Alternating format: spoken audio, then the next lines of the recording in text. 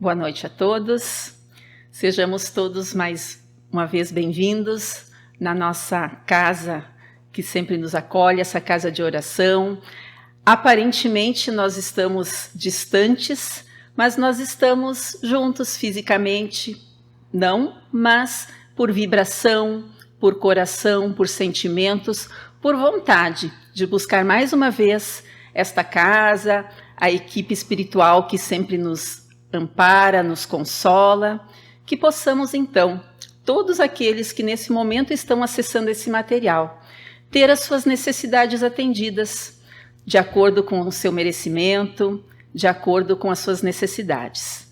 Que possamos sentir esse amparo, sentir esse consolo nos envolvendo. Assim seja. A doutrina espírita nos esclarece que nós somos seres espirituais vivendo na matéria. Nós tivemos um início e não teremos fim. Nós fomos criados simples e ignorantes. Passamos por um processo de elevação espiritual. Esse processo ele vai se dar entre idas e vindas entre a matéria e a espiritualidade, que nós chamamos de o processo reencarnatório. Então, nós podemos dizer que hoje, aqui na Terra, nesse planeta, nós somos seres espirituais que estamos vivendo experiências na matéria. E durante esse processo, nós passamos por várias situações, circunstâncias, relacionamentos que fazem parte desse processo transformador. E todas essas situações, elas vão despertar, às vezes nós vamos nos sentir mais agradáveis em passar por essas situações, às vezes elas são mais desafiadoras, e cada uma delas vai despertar em nós sentimentos, emoções, necessidades. Nesse momento que nós estamos passando agora, neste planeta, essa circunstância que ela é de âmbito mundial, ela pode estar despertando em muitos de nós sentimentos de medo, emoções como ansiedade, tristeza, sensação de abandono, de desamparo, de solidão. E o que eu pensei que para nós refletirmos hoje, que nós nunca estamos sós. Nós temos Deus, que é nosso Pai maior, que se manifesta por Jesus, que, como a doutrina espírita nos traz, é nosso guia e modelo, nosso mestre, nosso amigo de todas as horas, que vai se expressar pelo seu evangelho, e essas são algumas expressões de amparo. Esse amparo ele é muito sutil. Então, a proposta que eu pensei para a nossa reflexão de hoje, para nós todos que podemos estar tão mexidos, tão reativos com essa situação que o planeta passa agora, é nós pensarmos como está a nossa relação com Jesus. Como nós estabelecemos essa relação? Em que local eu coloco ele? Qual é o espaço? Qual é a imagem que eu tenho? Por exemplo, quando eu falo Jesus, quando eu falo a palavra, isso desperta algo em mim? A imagem que eu tenho é aquela criança, aquele bebê na manjedoura, aquela imagem que nos traz tantos sentimentos de esperança, de renovação? Ou aquela imagem do Cristo lá na cruz, no momento de crucificação, que ele também nos comove, nos sensibiliza, nos traz um exemplo da força do poder? Ou nós já conseguimos vivenciar o cristianismo redivivo que a doutrina espírita propõe, trazendo o Cristo para o nosso cotidiano, sentindo essa presença? É sobre isso que eu pensei nós refletirmos, uma vez que muitos de nós podemos estar passando por essa sensação de desamparo, de solidão. E como a gente faz para buscar ele? Como a gente estabelece essa relação? Para nos ajudarmos a fazer essa reflexão, eu trouxe um exemplo, porque nós podemos aprender pelas nossas experiências, como podemos aprender pelos exemplos do outro. E uma forma que eu pensei é trazer o Emmanuel, que ele foi o mentor do Chico, nessa encarnação que o Chico Xavier nos trouxe essa belíssima e vasta coleção de obras literárias, né, mais de 400. A coordenação da mediunidade do Chico esteve sob orientação do Emmanuel. E o que eu pensei trabalhar hoje? Entre essa vasta obra, nós vamos encontrar várias coleções que o Emmanuel é o autor espiritual, outras que ele não é, mas ele faz o prefácio. Nós temos o Evangelho segundo Emmanuel, nós temos a coleção Fonte Viva, onde ele vai, é dele também, onde ele vai trazer vários versículos da Bíblia e fazer considerações. Temos outras que não são dele, mas o que eu pensei trazer? O primeiro volume da coleção de romances históricos. São 5 volumes. Esse primeiro volume vai abordar um processo reencarnatório do Emmanuel, uma experiência dele aqui na Terra. Esses livros, os romances históricos, eles são lindos, são gostosos de ler, uma leitura bonita, poética, mas a gente não lê ela só com esse olhar de entretenimento, pois nós podemos verificar vários aspectos da doutrina espírita, uma vez que se trata de uma reencarnação do Emmanuel. Também podemos verificar fatos históricos os personagens, eles viveram esses fatos, eles eram testemunhas oculares. Então, nos ajuda a esclarecer vários pontos históricos, além o próprio evangelho que ele traz. Porque nesta obra, os personagens principais, que é o Emmanuel, ele vai estar vivenciando o senador Públio Lentulus, que foi uma das reencarnações dele. Ele está casado com a Lívia e a filha deles é Chico Xavier. Aí a gente já pode ver o quanto as nossas relações, elas se mantêm durante toda essa nossa trajetória, as nossas idas e vindas, o quanto esses nossos afetos se mantêm juntos. Há 2000 anos, nós vamos poder ver bem esse aspecto da vivência das pessoas que se interagiram com o Cristo. Então, várias passagens que nós já conhecemos, nós vamos ter a perspectiva de quem estava lá.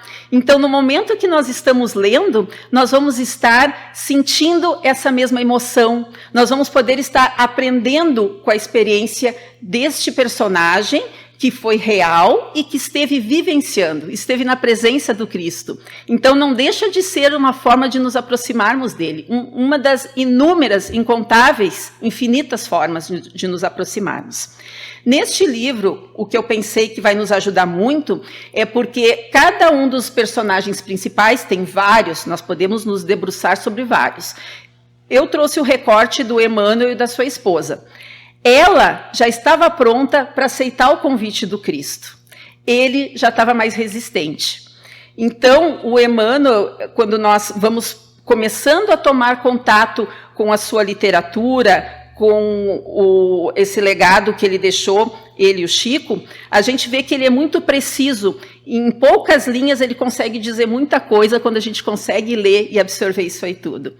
Então, antes de fazer a psicografia propriamente dita do livro, ele já mandou uma mensagem psicografada no grupo mediúnico, já preparando para esse momento, que nós já podemos tirar ensino com a experiência dele, com a vivência dele.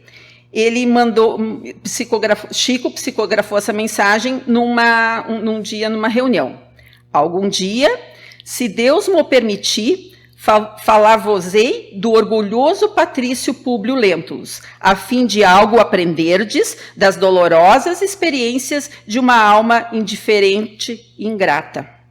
Então, aqui nós já podemos ver, ele reconheceu que naquela época ele era indiferente e ingrato, ele teve a humildade para passar para nós, teve a coragem de passar uma experiência que foi dolorosa e que ele se reconhecia nesta situação. Então, aí a gente já vai podendo tirar algum ensinamento. E aí, se nós pensarmos indiferente e ingrato, que posição estaríamos nós, como filhos de Deus, indiferentes e ingratos? Puxando para aquilo que nós começamos, este momento que o planeta passa. Qual é a nossa postura quanto filhos de Deus? Quando nós somos filhos ingratos, nós não percebemos todos os recursos que os nossos pais, nosso pai maior, ou os nossos pais, se nós pensamos numa experiência aqui na Terra, nos deixam à disposição. Às vezes nós somos teimosos, nós não queremos ver, e quando nós nos afastamos dessa segurança, desse abrigo do nosso pai, nós estamos sendo muitas vezes ingratos e começamos a sofrer e nem percebemos. Indiferentes. Nesse momento, como está a nossa postura? Nós fomos convocados a um recolhimento. Entre todos os outros aspectos que perpassam, agora nós vamos tentar pensar o que isso traz para mim. Por que eu me sinto, às vezes, tão agitado, ou tão insatisfeito, ou essa sensação de desamparo, ou até um vazio? Porque, de repente, é um momento de nós entrarmos com um contato, fazer essa viagem interna, que muitas vezes nós não nos permitimos. E aí vale uma análise de o quanto eu estou indiferente para aquilo que eu sinto, as minhas necessidades, eu estou me permitindo pensar sobre isso, ou indiferente com as necessidades do próximo. O que eu posso fazer? A gente acompanhando a trajetória dos personagens nessa trama, nós vamos poder verificar também vários aspectos que a doutrina espírita nos traz, como o processo reencarnatório, porque ali já vai trazer umas pinceladas da encarnação anterior dele, que refletiu nesta quanto senador, qual seria a postura mais adequada. Nós vamos verificar os processos dos sonhos, a influência da espiritualidade sobre nós, as consequências das nossas atitudes. Tudo isso pode ser verificado. Então, a lei de ação e reação, quando nós seguimos no caminho, seguindo os passos do Cristo, nós vamos ter uma certa tipo de consequências ou não. Então, é um convite para que nós possamos fazer essa reflexão a partir da experiência do Emmanuel.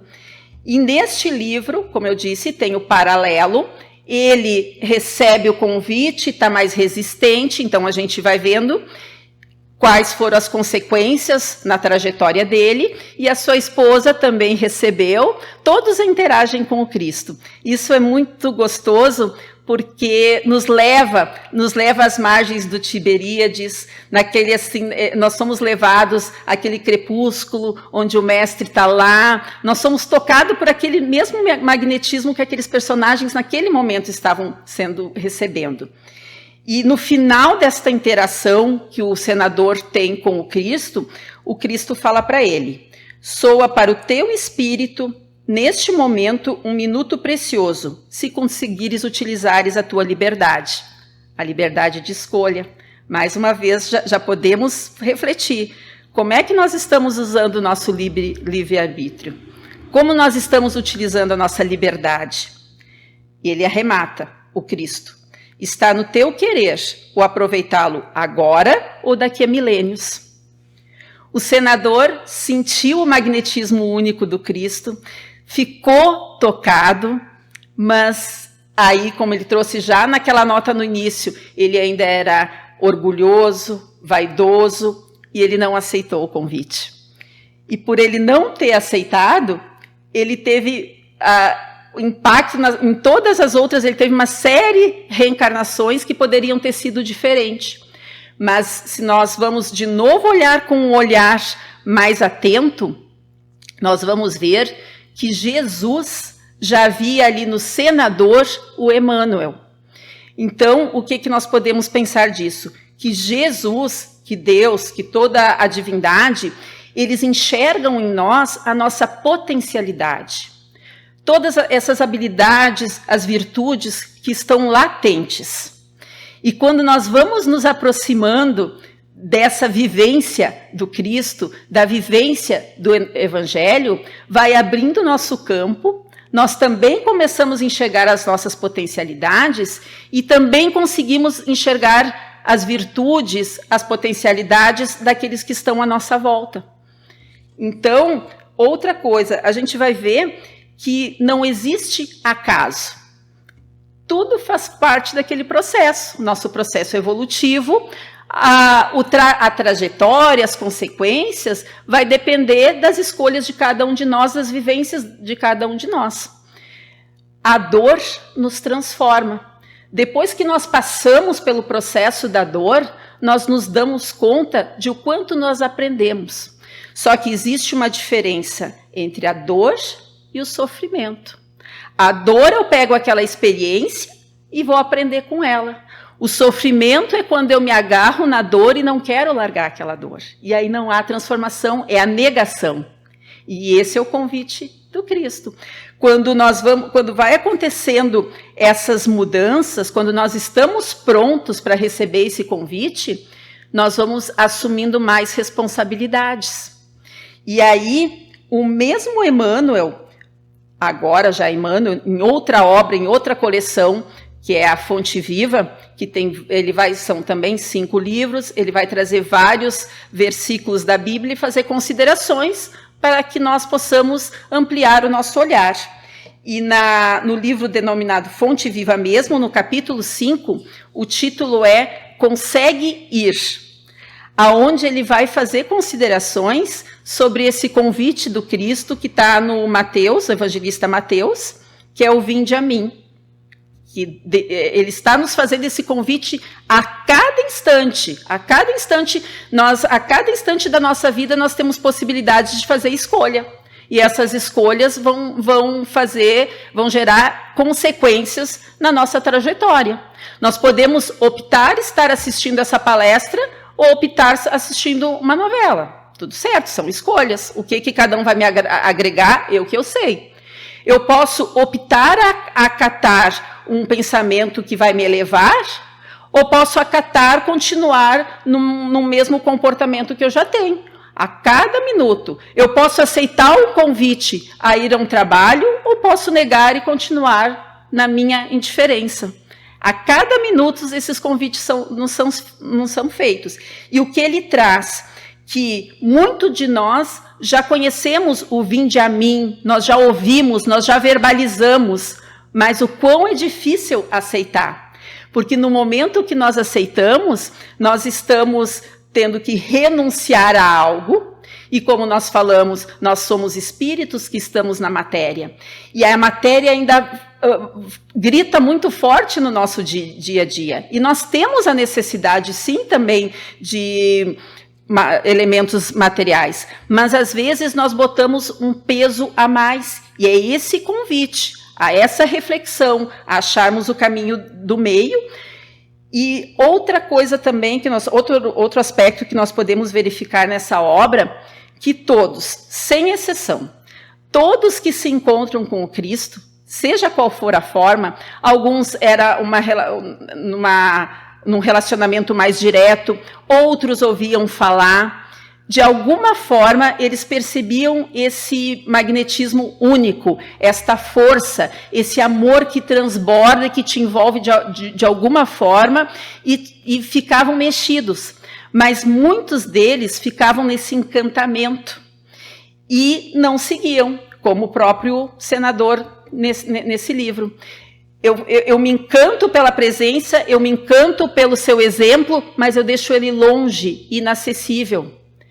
E é isso que o Emmanuel está dizendo aqui.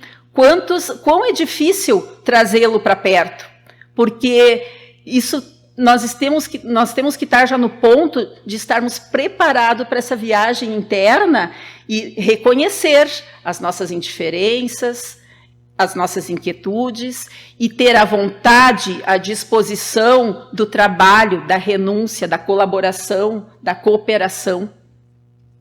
Esse é o convite. Então, se nós pensarmos nessa situação da pandemia, que muitos de nós nos sentimos inseguros, sentimos muitas vezes, parece que não tem nada que eu possa fazer, eu estou isolado, eu só estou perdendo os meus recursos, eu não consigo ver perspectiva nenhuma, eu não estou preparada para entrar, estamos preparados para entrar em contato conosco e ver aquilo que nos causa sofrimento, porque nós negamos. Então, se nós estamos aqui nesse momento assistindo esse material, é porque nós já estamos, a semente já está de alguma forma pronta para germinar. Nós já estamos com disposição para que esse elemento venha, desabroche esse amor e envolva a nós e a todos que estão na nossa volta. E, de novo, começamos. Em que espaço eu coloco Jesus? Um recurso que todos nós temos, e ele é muito potente, e muitas vezes nós não nos damos conta de usá-lo, é a oração. Através da oração, nós entramos numa comunhão direta com o divino, com Deus, com o Jesus, aquela forma, seja pessoal, de que cada um coloca ele, em que espaço, qual é a imagem, com os nossos benfeitores espirituais. Então, de repente, muitos de nós não tínhamos mais o hábito da oração. E agora nós podemos começar. No começo é meio difícil, a gente não está acostumado, vem muitos pensamentos, mas como ela é essa comunhão com o divino, seja qual for a oração que nós façamos, é muito pessoal. Nós vamos sentir esse amparo e esse direcionamento. Nós vamos sentir esse magnetismo da espiritualidade, do Cristo, que tem várias expressões para nós recebermos. Mas a oração, ela deve estar ligada com a ação.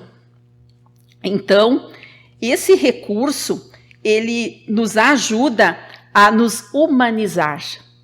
Porque já um outro autor também da obra do Chico nos trouxe, que o André Luiz, que o nosso pensamento ele tem força, ele tem direção, ele tem vibração.